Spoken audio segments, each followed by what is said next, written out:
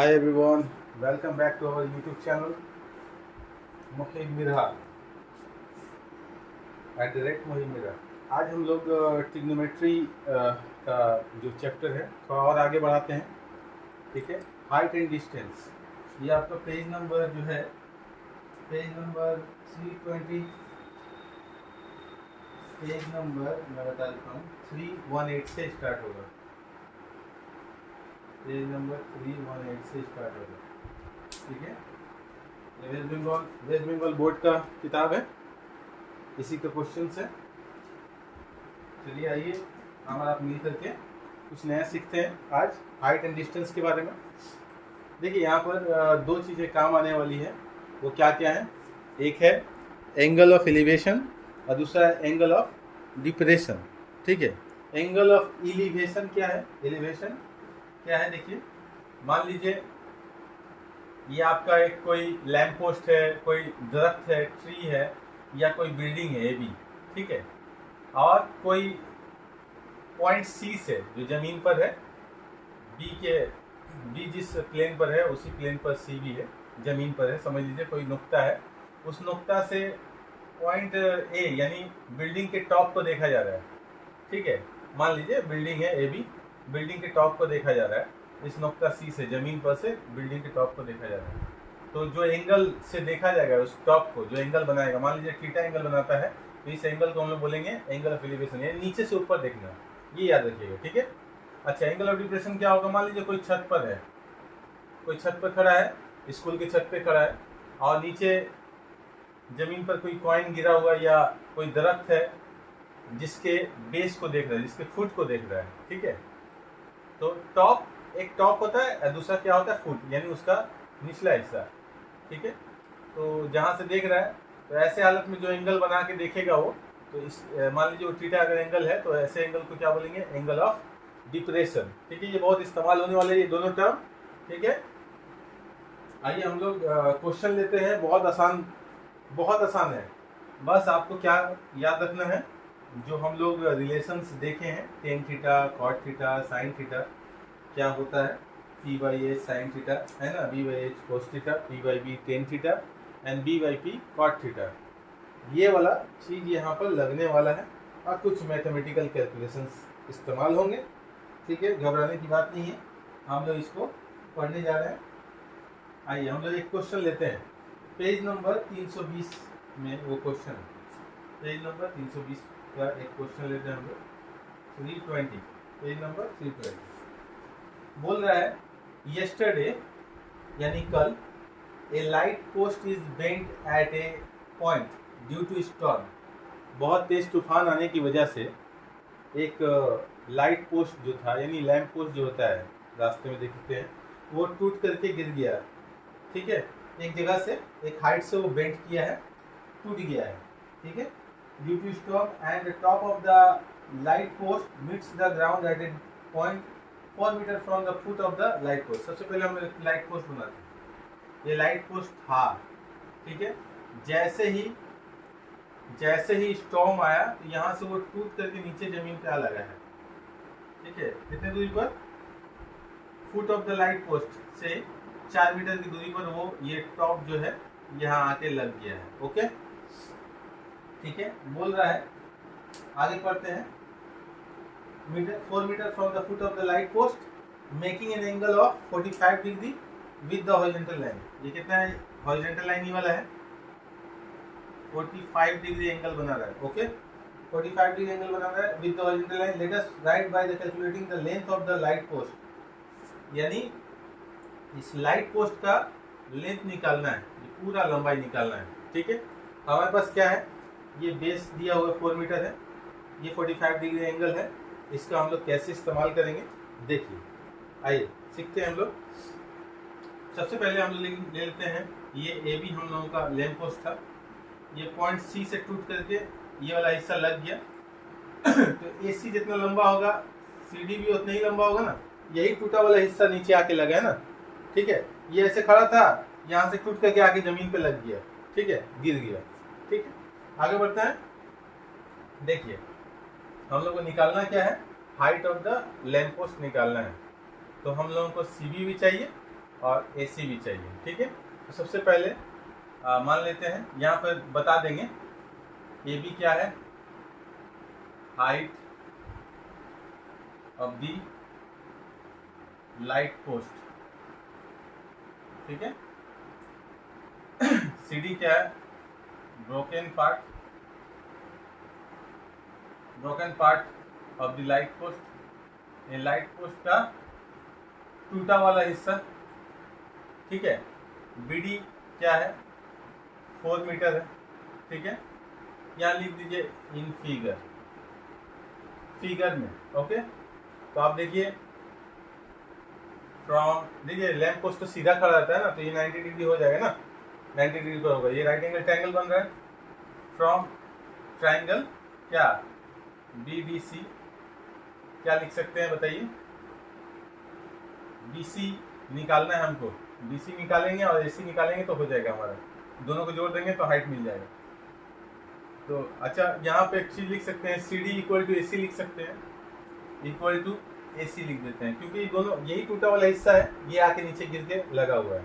ठीक है, तो BC बाई कितना होगा, BD, BC by BD equal to कितना होगा जी, BC बाई BD क्या है, ये एंगल है, तो ये हो जाएगा परपेंडिकुलर, ये हो जाएगा बेस, है ना, यानी P बाई B ना, क्या होता है P by B, tan theta, that is 1045 degree. Okay, और BC निकाल लेते हैं, कितना आएगा, BD 1045 होता है 1, अब BD का वैल्यू तो दिया हुआ है 4।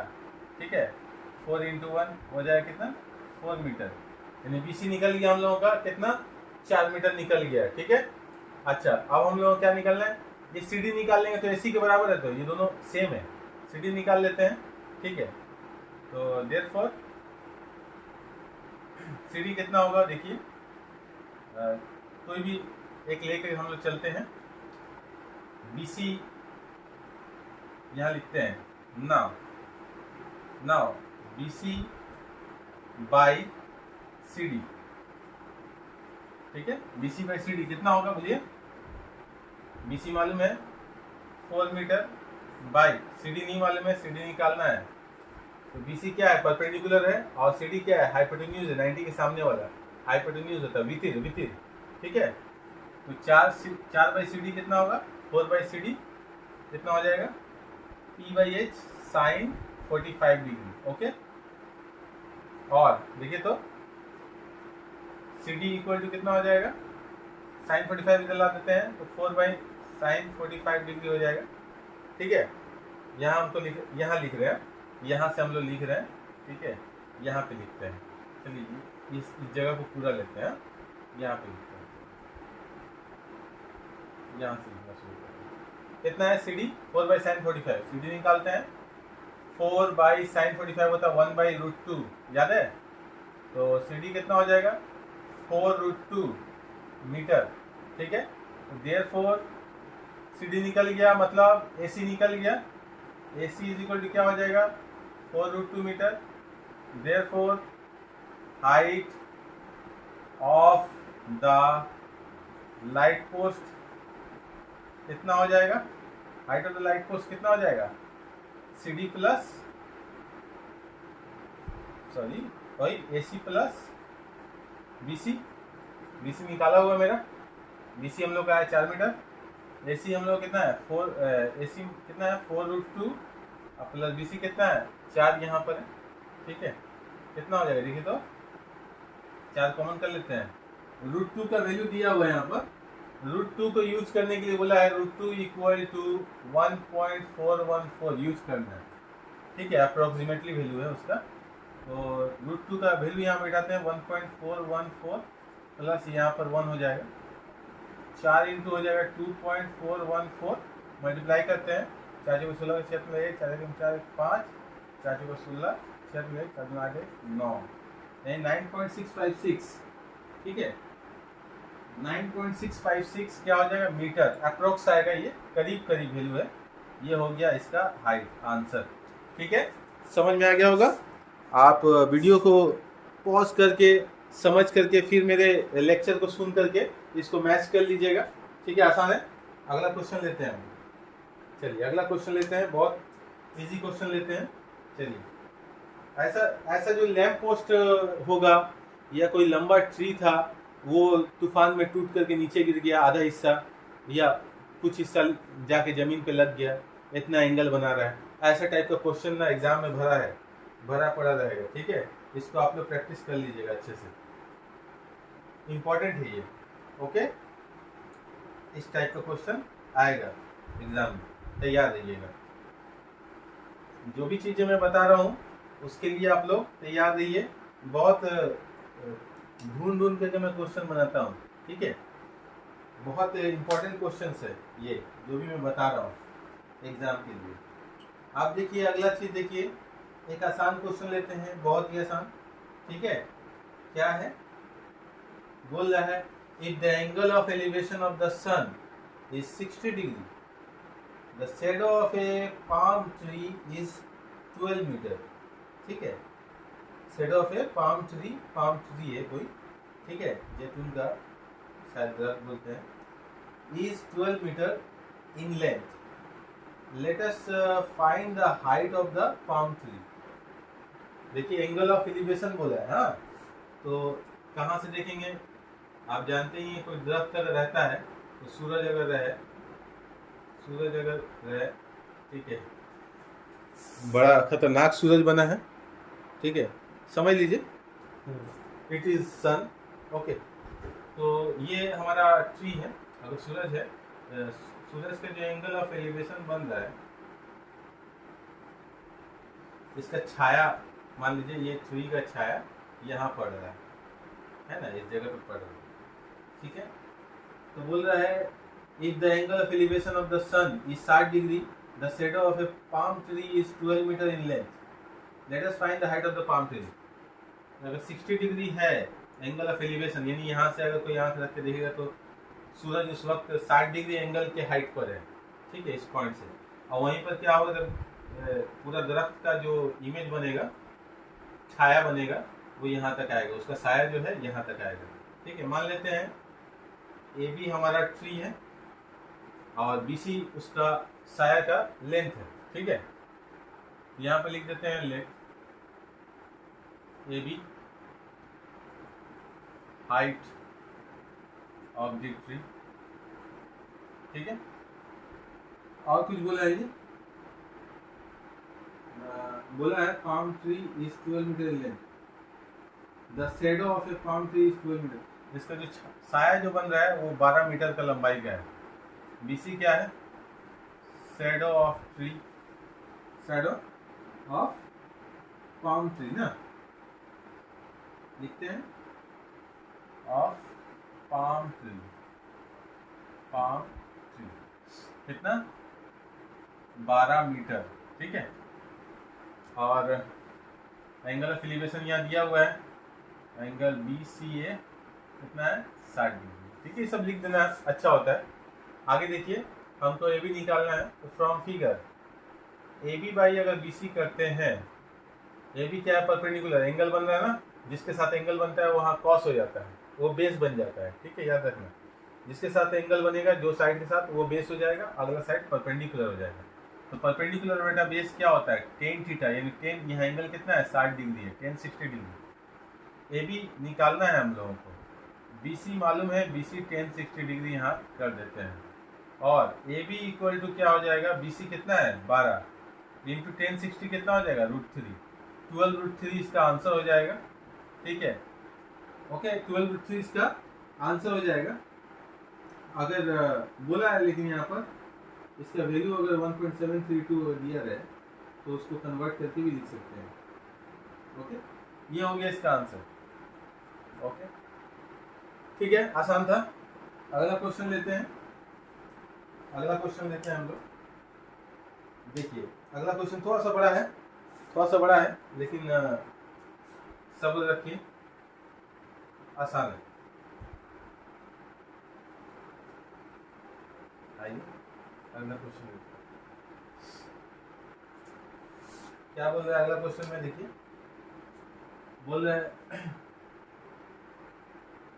समीरन नाम है, ऑब्जर्व से light post just on the opposite bank of the canal of Haskhali pole from the roof of the 3-storied building of his house. ठीक है, इसका हम लोग नक्शा बनाते हैं. ओके, क्या बोल रहा है समीरन? समीरन का कहना है कि Samiran observes a light post just on the opposite bank. एक तो बिल्डिंग है, ठीक है, कितना स्टोरीड है? 3 स्टोरीड, यानी 3 तल्ला. ओके, 3 स्टोरीड बिल्डिंग है ऑफ हिज हाउस. और अपोजिट में यहाँ पे बीच में कोई कैनाल है, ठीक है, नहर वगैरह है, नाला नहर जो भी आप बना लीजिए. और यहाँ पर एक तो लैंप पोस्ट है. लैंप पोस्ट है, ये क्या है? पोल है, पोल. ठीक है, लाइट पोस्ट है, वही लैंप पोस्ट, लाइट पोस्ट. ठीक है, pole from the roof of, वो देख रही है. क्या देख रही है? Samiran observes a light post just on the opposite bank of the canal of Hanskhali pole from the roof of the 3-story building of his house. अपने 3 तल्ला बिल्डिंग से देख रही है इसका पोल को देख रही है. ठीक है, ओके, आगे बढ़ते हैं. If the angle of depression of the foot of the post, angle of depression of the foot of the post at the eye of Samiran is 30 degree and height of the building is 10 meter.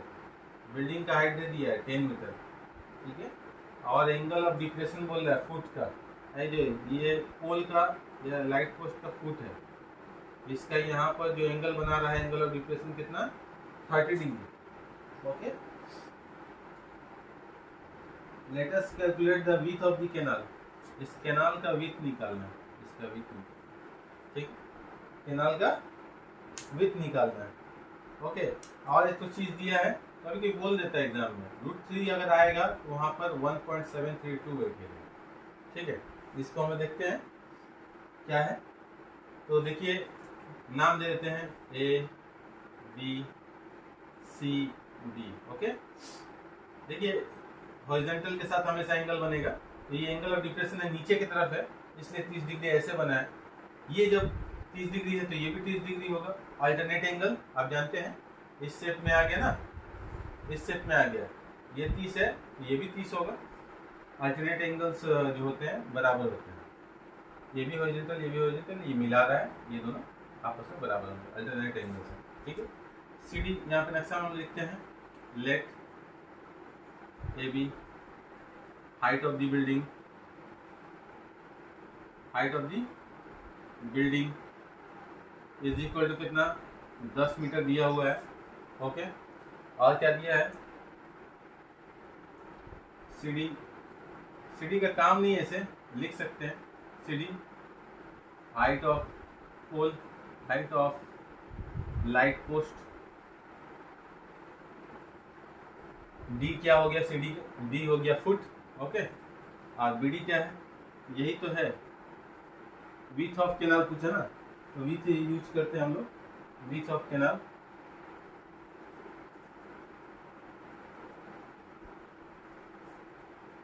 Width of canal. Okay, तो हम लोग को BD ही निकालना है, width of the canal.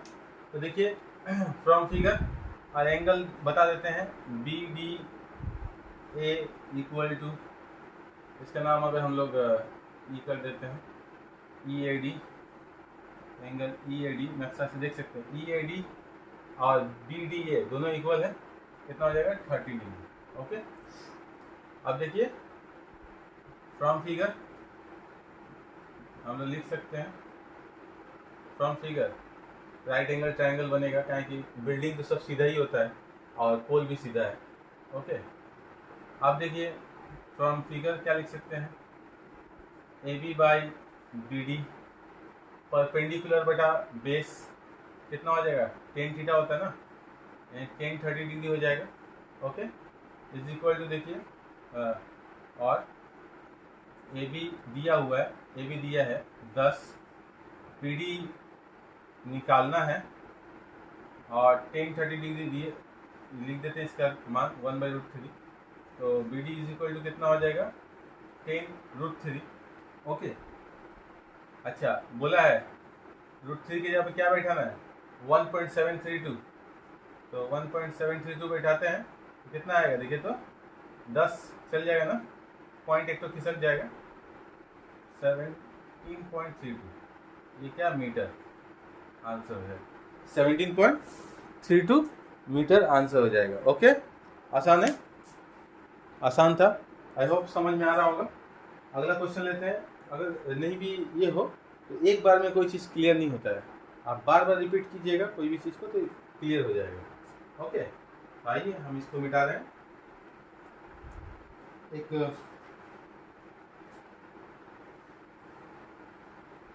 अगला question हम लोग लेते हैं, ठीक है।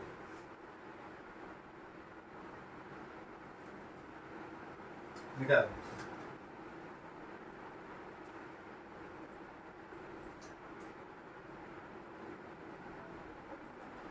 आप सब मेरे साथ बने रहें। मेरे वीडियोस जो हैं वो लेंथ ज़्यादा है लेकिन बहुत कारआमद है, ये आपके काम आएगा, भले उसका लेंथ ज़्यादा है।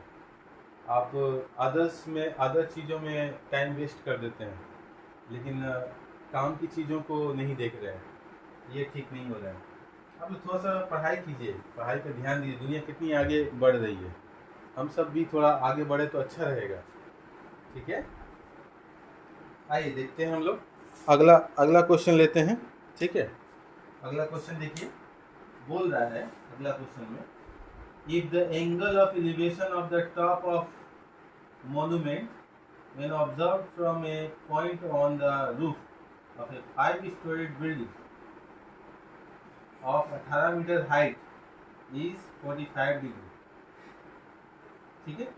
यानी देखिए, सबसे पहले इस टाइप का जो क्वेश्चन होता है उसमें अंदाजा लगाना कि कौन सा चीज लंबा है, ज़्यादा है, मतलब किसकी लंबाई ज़्यादा है, ये अंदाजा लगाना बेहद जरूरी होता है। कैसे अंदाजा लगाएंगे?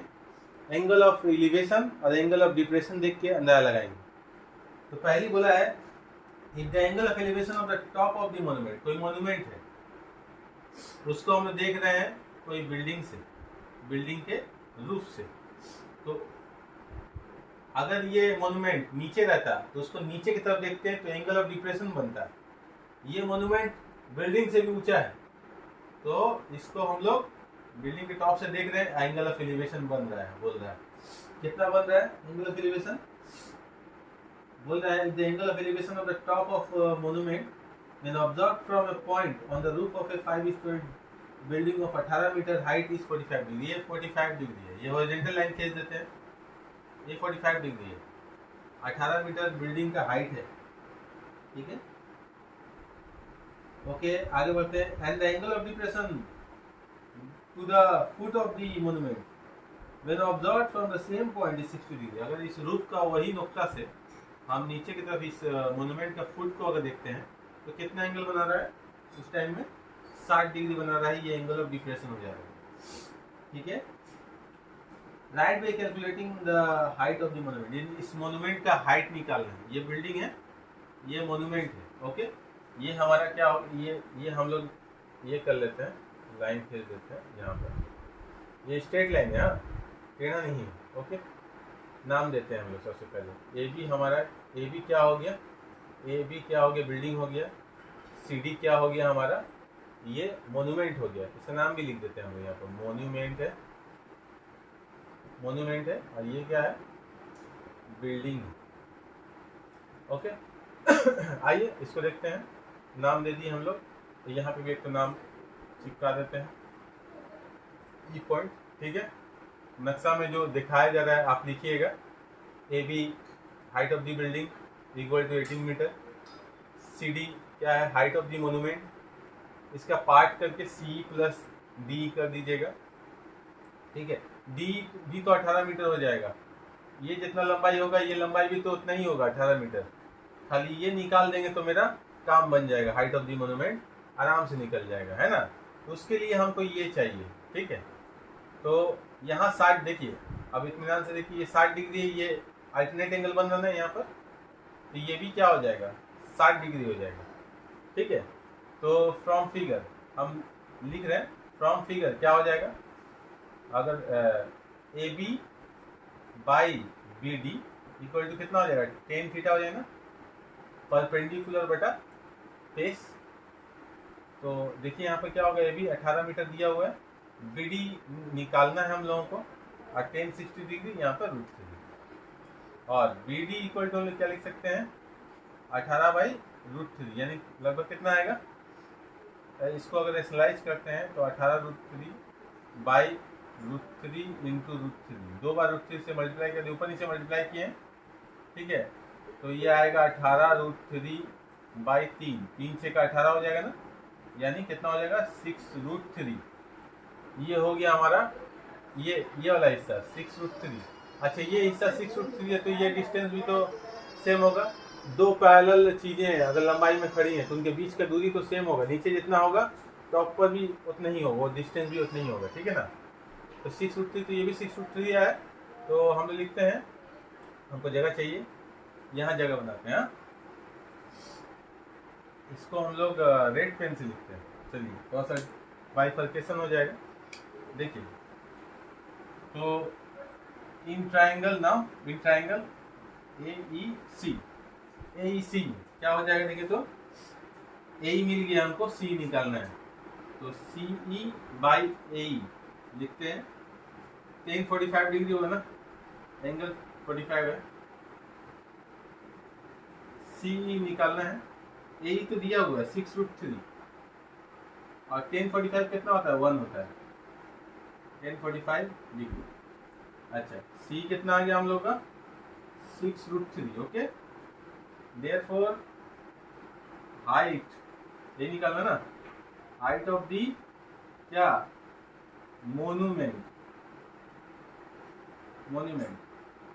कितना हो जाएगा, सी डी इक्वल टू, इसको लिख सकते हैं सी प्लस डी, दोनों मिलाकर के हाइट मिल रहा है, सी तो मालूम है, सी अभी निकाले हम लोग कितना 6√3 प्लस डी तो 18 मीटर होगा, जो ए बी का लंबाई होगा डी भी उतना ही होगा 18।